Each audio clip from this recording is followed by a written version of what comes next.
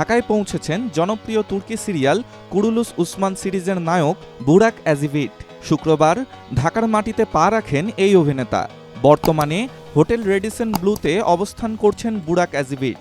ঢাকায় পৌঁছানোর আগে গত ২৩ মে সামাজিক যোগাযোগ মাধ্যমে অভিনেতা নিজেই জানান ঢাকার উদ্দেশ্যে রওনা হয়েছেন তিনি।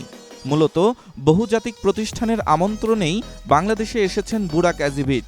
আগামী ২৬ মে বাংলাদেশে ভক্তদের সঙ্গে দেখা করবেন তিনি।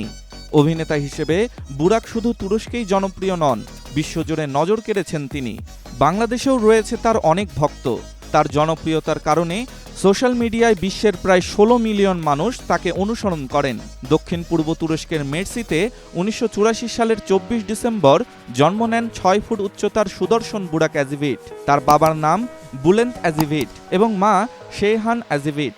বুরসান দেনিস নামের এক বোন আছে বুরাক অ্যাজিভিটের। তুরস্কের মারমারা বিশ্ববিদ্যালয়ের চারুকলা অনুষদে পড়াশোনা করেছেন এই অভিনেতা।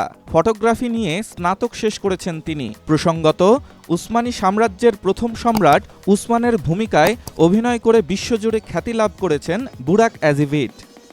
ডেস্ক রিপোর্ট, স্টার সংবাদ।